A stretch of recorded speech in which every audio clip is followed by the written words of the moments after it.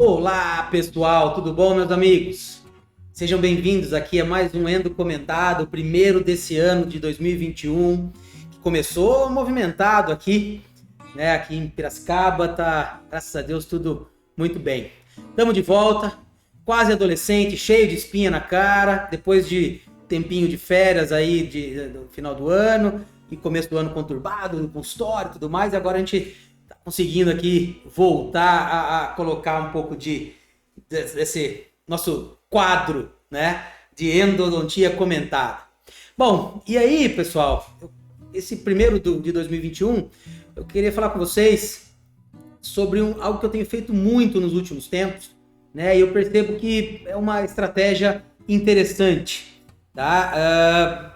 Baseado em algumas coisas que a gente tem, né? Quero falar com vocês sobre alguns casos, mas sobre essa estratégia de tratamento propriamente dita, né? Que é o retratamento seletivo, né? Que a gente foca em resolver exclusivamente aquele problema que o dente apresenta. Nós vamos discutir um caso clínico aqui, né? Na sequência, mas assim, é algo que tem feito cada dia mais parte da nossa rotina. A ideia com essa abordagem, pessoal, é a gente focar, né, em resolver o problema que o paciente apresenta naquele dente, aquela raiz, aquele canal não tratado, ou aqueles canais não tratados, né, aquele dente desviado e tudo mais. Isso não é nada novo, né, pessoal? Porque esse primeiro trabalho foi publicado em 2015, que é o único que tem na literatura. Se tem alguma outra coisa a mais exclusivamente sobre isso, eu desconheço, já fiz várias pesquisas aí, vários levantamentos, inclusive acabei de fazer um para a gente ver se tinha alguma coisa nova, mas a gente já faz isso há muito tempo, né? Que são as cirurgias parendodônticas. As cirurgias parendodônticas são retratamentos endodônticos cirúrgicos seletivos, que a gente nunca opera várias raízes se não tiver indicação. A gente vai focar sempre naquela raiz que está com problema, ou nas raízes que estão com problemas, né? Para fazer a apsectomia, retropreparo e retroobturação. Então, não é nada muito novo, mas que o retratamento seletivo via canal, para mim, é algo mais recente, né? A gente começou a fazer isso há algum tempo atrás, mas sem o respaldo da tecnologia, e hoje a gente tem mais tranquilidade para fazer isso de uma forma mais abrangente, em muito mais situações clínicas, né, de pacientes que estão procurando o nosso trabalho. Tá? Por quê? Porque a gente conseguiu associar aí a tomografia pré-operatória em todos os casos clínicos, né? Então, pessoal, a ciência está aí, ela nos embasa nesse aspecto, né? Mas, assim, realmente é algo que pode ter alguma dificuldade um pouco maior em termos de planejamento, diagnóstico e tudo mais. Inclusive, esses dias atrás eu fiz um selamento de perfuração, até a gente colocou um caso clínico aqui, né, um selamento de perfuração seletivo, vamos pensar assim, que o acesso foi feito pela prótese, a remoção do núcleo pela prótese, do desvio foi exclusivamente feito o selamento, o tratamento daquela perfuração. Tem no feed aí, depois vocês deem uma olhada. E foi publicado essa semana, né, terça-feira agora, também um outro caso de retratamento seletivo. Então a gente tem feito bastante isso no nosso dia a dia. E aí o caso que eu vou mostrar para vocês aqui agora, pessoal, vamos ver se eu consigo passar aqui, é desse dente 17. Eu vou olhar um pouquinho aqui, porque senão fica difícil, né?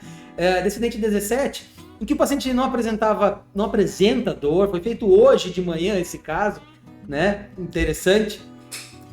Em que o paciente não apresenta dor, mas como a gente fez o diagnóstico, depois a gente vai falar sobre o dente 16, estava fazendo a preservação, a gente viu que esse dente poderia ter algum tipo de problema. A gente vê que o tratamento tem um pino de fibra de vidro em cada canal aqui, né? Na raiz mesial, aqui na distal e na palatina, aparentemente não dá para a gente ver muita coisa de alteração, mas na mesial a gente vê que está bem aquém e aparentemente tem algum espessamento, alguma coisa nesse sentido aqui. E aí, é claro, né, como a gente tem a tomografia do nosso lado, aqui a gente foi fazer o exame tomográfico e dá pra gente ver aqui, ó, o canal totalmente sem tratar, né? Tem aparentemente uma reabsorção interna, e aqui a lesão periapical crônica, né? Aqui num corte coronal, a gente vê aqui o canal sem o MV2, aqui, né, com a entrada aparentemente perto da entrada, de onde está, aliás, esse pino de fibra de vidro. né? Mas que se uniam lá no terço apical, né? Aqui só fazendo uma pré-odontometria aí para ter uma noção, né, da direção de acesso e tudo mais, né? E aqui a gente vê então o canal MV2, tá? O MV2 que se uniam lá no terço apical com o MV1. Né? Então esse tratamento, a ideia foi fazer o acesso direcionado. E aí a gente fez toda a investigação. Deixa eu ver se eu consigo voltar aqui. Nos canais, tanto palatino quanto nas raízes palatina e disco vestibular. Apesar da endodontia não estar satisfatória, né? Quando a gente pensa em limite de preparo e obturação, não tinha lesão. Então, não está satisfatória? Tá, porque está fazendo o papel dela, né? Provavelmente tem um selamento biológico ali, canal vedado, não tem lesão periapical crônica, não exige aí uma intervenção endodôntica, tá? Então, pessoal, nesse aspecto, a gente então pensou, vamos focar em resolver o que está acontecendo nessa raiz. E foi bem focado mesmo que eu optei por não remover nem o pino de fibra de vidro que estava no canal mesovestibular. A gente optou por tentar, ver se, pelo exame tomográfico, a gente percebia que os canais se uniam. Eu falei, não vou nem remover.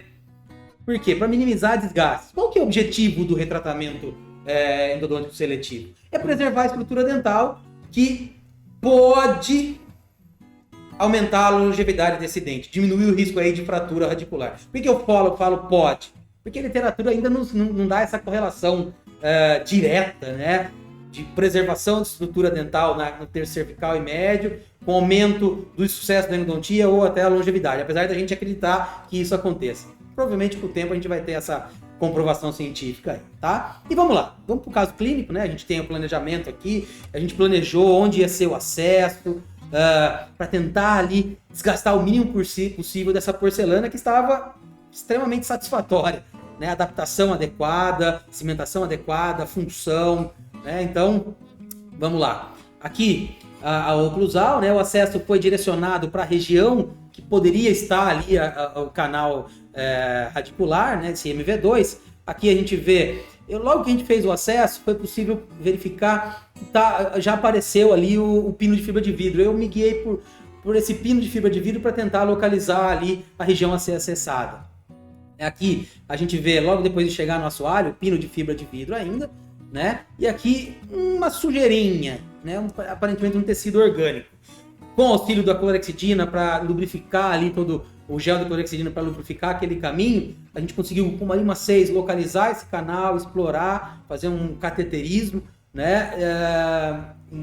Uma exploração inicial ali desse canal com limas manuais, C-Pilot de 21 mm com gel de clorexidina na câmara pulpar, tá? Na sequência, depois de explorar com limas 6, 8, 10 e 15, terço cervical e médio desse canal, a gente fez um pré-alargamento com uma Logic 1505 de 21 mm, 950 RPM, 0,6 N de torque, nesse caso eu usei, né? Bem baixo o torque para minimizar o risco de fratura. E depois com uma 2506, uma 2506 para Design S, para preparar a entrada do canal. Feito a patência, a gente mediu o forame, fez o preparo apical com uma uma Logic 2505, 950 RPM, 2 N de torque. Tá, pessoal? Então, a gente conseguiu aí um avanço ali bem tranquilo, com pouco risco de deformação do canal, de desvio. E aí é que eu não consegui, assim, como estava lá no terço médio apical, eu não consegui fotografar, mas dava para ver onde tinha união, o resto de gutapercha do MV1 passando do lado do canal MV2. Aí eu falei, poxa, realmente eu não preciso me preocupar com esse pino de fibra de vidro aqui, certo? Na sequência, pessoal, a gente fez toda a etapa ali de obturação, né? Mediu o forame final, aplicação remoção do esmerilheio com o EDTA 17%, agitando e tudo mais, obturação com gutapercha e biocerâmico, biocecíler da Angelus, gutapercha Odons, tá? Conifine da Odons. Imediatamente, confecção do núcleo de preenchimento em resina, tá? Primeiro, câmara pulpar ali, resina bulk fill, né? e na sequência, selamento oclusal ali com resina de carga, né? Z250, se não me engano, OA2 que a gente utilizou nesse caso, e aqui ajuste oclusal e aqui o acabamento, polimento, resultado final aí clínico, né? Radiograficamente, pessoal, olha lá, aqui a gente vê o canal preparado, obturado, respeitando a anatomia, a curvatura apical, que a gente via que tinha uma curvatura apical bem importante na tomografia, né? Importante, numa das tomografias, deixa eu voltar aqui, deixa eu ver aqui, tem algumas bolhas no material de preenchimento, né, que a gente vê aqui no assoalho, né? Então eu optei por desgastar um pouquinho com ultrassom lá do lado do pino de fio de vidro e preencher tudo com resina para diminuir essas bolhas, apesar de ainda ter algumas bolhas ali no material de preenchimento, mas aí eu optei por não mexer, né? Aqui a gente vê o acesso bem conservador, permitindo aí a manutenção dessa prótese, tá? Prognóstico, pessoal, o que vocês acham? Eu acredito que seja bem favorável, né? Para não falar igual, né? Muito próximo de um dente que não tivesse sido mexido ainda. Por quê? Porque a gente conseguiu chegar lá no terço apical, né? E fazer a limpeza e modelagem e depois o selamento dessa região. Mas sempre fica, né, a pergunta, e aí? Funciona esse tal de retratamento seletivo, né, no longo prazo? E aí que entra, pessoal, nesse caso, para a gente finalizar aqui, o dente 16. Esse dente 16, esse mesmo paciente, pessoal, olha só que interessante. Eu não vou mostrar fotografias clínicas aqui, mas a gente vai mostrar só o exame radiográfico. Isso aqui foi feito em 2019, no começo de 2019, se não me engano, abril, né? Esse paciente desenvolveu um abscesso intraósseo aqui, uma pericementite infecciosa em evolução para um abscesso intraósseo. O dente 17 não tinha absolutamente nenhuma sintomatologia, e nessa imagem não dava para a gente ver muito bem, apesar da endodontia radiograficamente não estar legal, mas ele não podia encostar no dente 16. Tá? Uma prótese também adequada, e nessa época eu não tinha a tomografia à disposição em todos os casos clínicos aqui no meu consultório. Eu estava planejando a instalação do equipamento, mas ainda não estava disponível. E o paciente estava com muita dor, não podia esperar, né? Eu discuti com o paciente, pelo exame radiográfico, fiz algumas radiografias, eu falei, vamos ver, talvez tenha um canal sem tratar, vamos ver se a gente faz a abordagem nessa raiz mesovestibular. Nesse caso, a gente também deixou de lado os dois canais, o disto vestibular e o palatino, e fez o retratamento seletivo. Aí sim, eu optei por retratar também o canal MV1, tá? Estava bem deteriorada a gutapercha no interior do canal, a gente fez ali o retratamento seletivo apenas dos dois canais da raiz mesial. Aliás, o MV1 foi retratado, o MV2 foi tratado, que a gente vê aqui, né? E aí, o paciente voltou agora para fazer uma outra endodontia, a gente aproveitou para fazer o diagnóstico desse dente também, né, do 17 e reavaliar esse 16. E aí, qual não foi a nossa surpresa? Aqui, 2 anos, quase 2 anos, 20 meses depois, 21 meses depois, a gente vê aqui a reparação da lesão, sintomatologia zero, tá? E o prognóstico aqui, né, o sucesso constatado. A gente tem a tomografia que foi feita dessa região, sucesso. Um pequeno espessamento que é previsível ali, né? Isso não é insucesso da endodontia. Para a gente comparar, teria que comparar com uma tomografia pré-operatória. Não dá para a gente comparar tomografia com radiografias, né? É difícil de fazer essas preservações nesse sentido, tá bem? Bom, pessoal, espero que vocês tenham gostado. Eu gostaria de saber, se vocês quiserem aí discutir esse assunto, deixem alguns recados aí nos comentários, né? Perguntas. E em breve a gente volta com mais endodontia comentada. Tá bom, pessoal? Espero que vocês gostem. Em breve a gente está junto novamente. Um forte abraço, mais uma vez, feliz 2021 e que esse ano seja maravilhoso para todos nós. Abração, pessoal! Nos vemos em breve.